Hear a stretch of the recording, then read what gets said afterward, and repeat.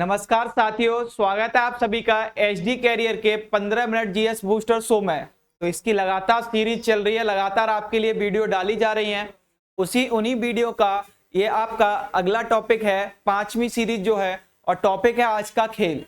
तो आप देखेंगे कि सबसे ज्यादा क्वेश्चन बनते हैं आप लोगों के एग्जाम में, वो खेल से बनते हैं। यानी कि खेल में किसी खेल के अंदर कितने खिलाड़ी हैं और उसका कोर्ट या परिसर जो होता है उस परिसर को हम क्या नाम देते हैं। जैसे कि क्रिकेट है तो क्रिकेट में पिच कहते हैं। क्रिकेट में कितने खिलाड़ियों की संख्या है, तो देखेंगे आप 11 खिलाड़ियों की संख्या है।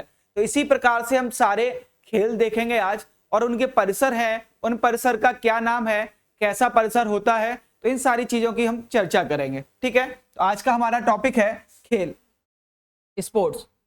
तो देखें आप, सबसे पहला है हमारा कबड्डी। तो कबड्डी देखेंगे आप, तो कबड्डी में खिलाड़ियों की संख्या कितनी है, तो कबड्डी में खिलाड़ियों की संख्या होती है 7। ठीक है, और उसके परिसर को, यानी कि उसका जो खेलने का परिसर है उस परिसर को क्या कहा जाता है, तो उस परिसर को कोर्ट कहा जाता है। आप देखेंगे उसकी लंबाई, तो जब उसके कोर्ट की जो ये लंबाई है, ये लंबाई 13 मीटर रहती है। साइड लाइन कितनी, तो ये साइड लाइन 13 मीटर रहती है। उसके बाद ये पीछे खिलाड़ियों की लाइन 1.75 मीटर, ये आगे 1 मीटर होगी, और ये होगी 3.75 मीटर। और ये जो होती है मेन लाइन होती है। ठीक है, जो इधर खिलाड़ी और इधर खिलाड़ी, यानी कि दो साइड में या दो पार्टीशन में उसको विभाजित कर दिया जाता है। तो कबड्डी में आपने देखा कितना खिलाड़ी है, तो कबड्डी में है 7 खिलाड़ी, और उसके परिसर को क्या नाम दिया, तो उसका परिसर क्या कहलाता है, आपका कोर्ट। तो ये क्या कहा जाएगा, कोर्ट कहा जाएगा। ठीक है, उसके बाद आप देखेंगे दूसरा है फुटबॉल या हॉकी। तो फुटबॉल और हॉकी दोनों में देखेंगे, तो दोनों में जो खिलाड़ियों की संख्या है, तो दोनों में खिलाड़ियों की संख्या कितनी रहती है, तो दोनों में खिलाड़ियों की संख्या 11 रहती है। और उसके बाद आप देखेंगे कि उसके परिसर को क्या कहा जाता है, तो उसके परिसर को फील्ड कहा जाएगा। यानी कि जो उसका परिसर होगा उस परिसर को हम क्या कहेंगे, फील्ड कहेंगे। अब देखेंगे उसके फील्ड में तो कैसा होता है, तो फुटबॉल का देखेंगे आप लोग कि यहाँ जो कीपर होता है, गोल कीपर कहा जाता है, वो रहता है। ठीक है, प्लेयर्स रहते हैं, एक नेट सा होता है, उसके अंदर बॉल को ले जाना होता है।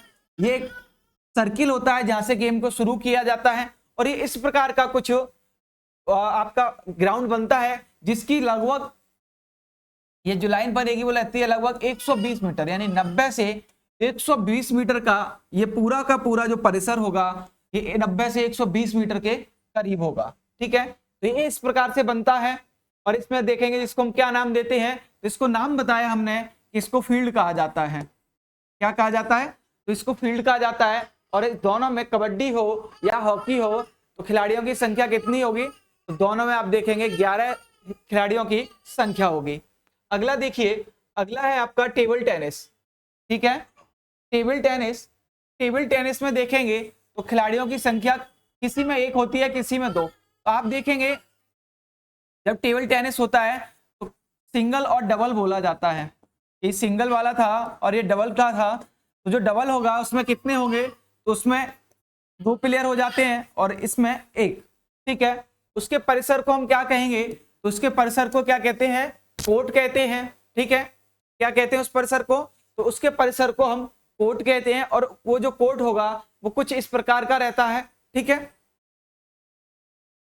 अगला देखें आप, अगला है बास्केटबॉल। जो बास्केटबॉल है उसमें खिलाड़ियों की संख्या कितनी है, तो उसमें देखेंगे कि उसमें भी खिलाड़ियों की संख्या 5 है। और इसके परिसर को क्या कहते हैं, तो बेटा इसके परिसर को भी हम कोर्ट ही कहते हैं। यानी कि जो इसका परिसर होगा वो परिसर भी क्या कहलाएगा, तो वो परिसर भी कोर्ट कहलाएगा। अब देखेंगे आप कि ये कितना लंबा है और कितना चौड़ा है, तो आप ये इसकी लाइन की देखेंगे तो ये है 91.86 फीट के करीब। ठीक है, कितना, 91 फीट के करीब होगा। और ये जो इसकी मेन लाइन होगी, जिसे हम, ये होता है फ्री थ्रो लाइन सर्किल, जो ये होगा इसे हम क्या कहते हैं, तो ये फ्री थ्रो सर्किल होता है। ठीक है, और यहाँ से चीजों को, जब बास्केटबॉल खेली जाती है तो जो बॉल को फेंका जाता है यहाँ से फेंका जाता है, जिसको हम कहते हैं मिड काउंट लाइन। क्या कहते हैं, इसको कहते हैं हम मिड काउंट लाइन कहेंगे इस रेखा को। और जो ये गोल गोल दिख रही है आपको, इस गोल गोल को बोला जाता है बेटा सेंटर लाइन। ठीक है, जो ये गोल का पूरा होगा इसको हम क्या कहेंगे, तो इसको कहेंगे सेंटर लाइन। ठीक है, तो ये बास्केटबॉल का जो ग्राउंड होगा कुछ इस प्रकार का होगा, और जो ये रेखा होगी जिसको मैंने फ्री थ्रू लाइन बताया, इसको गोल सर्किल को आपने क्या बताया, तो ये मिड काउंट में था, मिड काउंट लाइन थी, और ये सर्किल था जिसको हमने क्या कहा, तो सेंटर। ठीक है, सेंटर लाइन। अगला देखें, तो अगला है आपका वॉलीबॉल। क्या वॉलीबॉल है, जिसमें खिलाड़ियों की संख्या कितनी होगी, तो आप देखेंगे खिलाड़ियों की संख्या 6 है।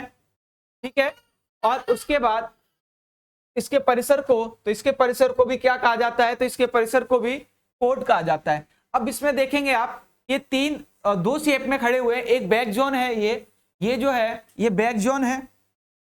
ठीक है, ये क्या है, बैक जोन है। और ये दिखेगा आपको जो सामने मैन खिलाड़ी मैन खड़ा होगा, ये क्या हो जाएगा, तो इसका फ्रंट जोन हो जाएगा। उससे आगे चलेंगे तो वो होगी आपके पास सेंटर लाइन, और उसके बाद देखेंगे आप तो आपको मैप दिखेगा। ठीक है, तो इसका भी अलग अलग होता है कि कहीं जैसे वुमेन का है, तो जो वुमेन का ग्राउंड होगा, कोर्ट होगा, उस कोर्ट की जो चौड़ाई होगी वो ज्यादा नहीं होगी, थोड़ी कम रहती है वुमेन की। और जो मैन होगा, वो मैन के जो कोर्ट की चौड़ाई होगी, वो मैन के कोर्ट की चौड़ाई ज्यादा होगी, यानी क्या जो लंबाई होगी वो भी ज्यादा होगी। और वहीं मैन का होगा तो वुमेन का होगा तो कम होगी, और मैन का होगा तो ज्यादा होगी। खिलाड़ियों की संख्या कितनी होगी, तो इसमें 6 खिलाड़ी होंगे, और इसके परिसर को हम क्या कहेंगे, तो इसके परिसर को हम कोर्ट कहेंगे। उसके बाद देखें आप नेट बॉल, तो नेट बॉल जो होगा वो कुछ उसका परिसर यानी कोर्ट जो होगा वो कुछ इस प्रकार का होगा, और खिलाड़ियों की संख्या होगी, तो खिलाड़ियों की संख्या कितनी होगी, तो 7 ही होगी। ठीक है, कितनी होगी, तो 7 होगी। तो उसको भी क्या कहेंगे हम, नेट बॉल को, तो नेट बॉल में 7 होगी। और जो इसका कोर्ट होगा वो कोर्ट इस प्रकार का होगा बेटा। ठीक है, कैसा होगा, तो कोर्ट कुछ इस प्रकार का होगा जो आपको इस मैप में दिख रहा है। ठीक है, उसके बाद देखिए अगला है आपका बेसबॉल का। क्या बेसबॉल का है, इस बेसबॉल में आप देखेंगे तो खिलाड़ियों की संख्या कितनी है, तो खिलाड़ियों की संख्या है 9, यानी कि 9 खिलाड़ी होंगे बेसबॉल में। और उसके हम परिसर को क्या कहेंगे, तो उसके परिसर को हम डायमंड कहते हैं। क्या डायमंड कहेंगे इसके परिसर को। और एक चीज देखेंगे आप कि जो डायमंड है वो डायमंड किस प्रकार का है, तो एक तरीके से आपको दिखेगा, तो कैसा है, ये त्रिभुजाकार है। ठीक है, कैसा है, तो ये त्रिभुजाकार आकार का है, ये त्रिभुजाकार जैसा है, दिख रहा होगा आपको। और ये 2 बेसबॉल के डंडे हैं, एक इधर ये लगा हुआ है क्रॉस में, और ये लगा दिया है। तो कुछ इस प्रकार का होता है, जो यहाँ दर्शिका बनी होती है, यानी कि जो पवेलियन बोला जाएगा इंग्लिश में, तो वो दर्शिका का बैठने का जगह होता है। कितने खिलाड़ी होंगे इसमें, तो 9 होंगे। इसको हम क्या कहेंगे, तो डायमंड कहेंगे। अगला देखिए पोलो खेल है। तो ये पोलो खेल में खिलाड़ियों की संख्या कितनी होती है, तो पोलो खेल में देखेंगे आप खिलाड़ियों की संख्या 4 होगी। 4 खिलाड़ी होंगे पोलो के अंतर्गत, आपको 4 खिलाड़ी देखने को मिलेंगे पोलो में। ठीक है, तो कितने खिलाड़ी होंगे पोलो में, तो पोलो में 4 खिलाड़ी होंगे। और उसके परिसर को हम क्या कहेंगे, तो उसके परिसर को बेटा हम फील्ड कहेंगे। क्या कहेंगे, तो उसके परिसर को हम फील्ड कहेंगे, फील्ड। और वो फील्ड कैसा होगा देखने में, तो वो फील्ड कुछ ऐसा होगा, तो यहां से खड़े होके बॉल को मारा जाएगा। ठीक है, और ये साइड से आपको दिख रहा है, तो ये दीर्घा होगी इसकी, यानी कि पवेलियन जिसको बोला जाता है। और उसके बाद ये कोर्ट बने हुए आगे तक इसमें, जिसमें बॉल को फेंका जाता है, यानी कि छेद टाइप के होते हैं। तो इसका अमीरों का खेल भी बोला जाता है इस पोलो को। ठीक है, तो इसमें खिलाड़ियों की संख्या कितनी होती है, 4। अब देखें आप खो खो, ये आप लोग जो मीडियम फैमिली से या गांव से बिलोंग करते होंगे उन लोगों ने भी खेला होगा, चाहे वो मेल हो और फीमेल तो ने तो खासकर खेला ही होगा ये खेल, है ना। ज्यादातर जब एक मैच्योर होने से पहले बच्चा रहता है तो ज्यादातर इनको, जैसे हम 10th क्लास में या 12th क्लास में होते हैं, तो इस गेम को बहुत खेला जाता है। आप देखेंगे स्कूलों में बहुत कराया जाता था। तो चाहे मेल हो चाहे फीमेल हो, दोनों ज्यादातर इस खेल को खेलती थी। और जिसमें खिलाड़ियों की संख्या कितनी थी, 9। इसके परिसर को भी क्या कहते हैं, कोर्ट कहेंगे। और इसका ग्राउंड जो होगा खो खो का, वो खो खो का कैसा होगा, ऐसा होता है जिसकी लंबाई ये लगभग कितनी रहती है, तो ये बेटा 20 मीटर के करीब होती है। ठीक है, कितनी होती है, तो ये 20 मीटर के करीब होती है। और ये जो चौड़ाई होगी ये लगभग बेटा 16 मीटर के करीब होती है। कितनी, 16 मीटर। ठीक है, तो इसमें खिलाड़ियों की संख्या कितनी होगी, तो इसमें खिलाड़ियों की संख्या होगी 9 और इसकी जो ग्राउंड यानी कि कोर्ट होगा वो कोर्ट कितना होगा 20 मीटर तो आपका लंबा होगा और 16 मीटर चौड़ा होगा। तो ये इसके खो खो के कोर्ट के बारे में होगा। उसके बाद देखें आप क्रिकेट, तो क्रिकेट में देखेंगे कितने खिलाड़ी होते हैं, ये तो सब जानते ही होंगे आप।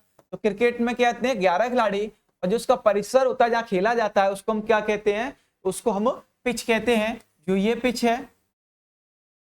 ना, यही होती है पिच, तो जिसे हम पिच कहेंगे। ये पूरा ग्राउंड होगा, बाउंड्री होती है, ठीक है। तो इस प्रकार से ये इसका बनता है। फिर इसकी साइड होती है ऑफ साइड, लेग साइड, इस हिसाब से इसको पार्टीशन किया जाता है। आप बखूबी जानते भी होंगे सब लोग इसको तो अच्छे से, क्रिकेट को तो, ठीक है। इसमें खिलाड़ियों की संख्या कितनी होगी 11। अब देखिए मुक्केबाजी, तो मुक्केबाजी में देखेंगे आप, तो मुक्केबाजी का जो परिसर है उस परिसर को हम क्या कहते हैं, तो मुक्केबाजी के परिसर को हम रिंग कहते हैं। यानी कि कुछ ऐसा होता है, आपने देखा होगा ज्यादातर, जो दोनों रिंग होगी, यहाँ दोनों प्लेयर खड़े हो जाते हैं और खेलते हैं। तो मुक्केबाजी में एक भी हो जाता है, दो भी हो जाता है, तो इसमें कुछ डिसाइडेड नहीं होता खास, ठीक है। उसके बाद देखेंगे आप तीरंदाजी, तो तीरंदाजी का जो परिसर है उस परिसर को हम क्या कहते हैं, उस परिसर को हम रेंज कहते हैं। कुछ वहां टारगेट होते हैं तीरंदाजी में, देखेंगे ये टारगेट लगे होते हैं और इन टारगेट्स में मारना होता है। जैसे ये गोला लगा हुआ है, एक बीच में लाल होता है, उसके ऊपर एक गोला, फिर ऊपर से गोला, कुछ इस प्रकार से होता है। तो हम इस प्रकार से इसको कुछ मारते हैं।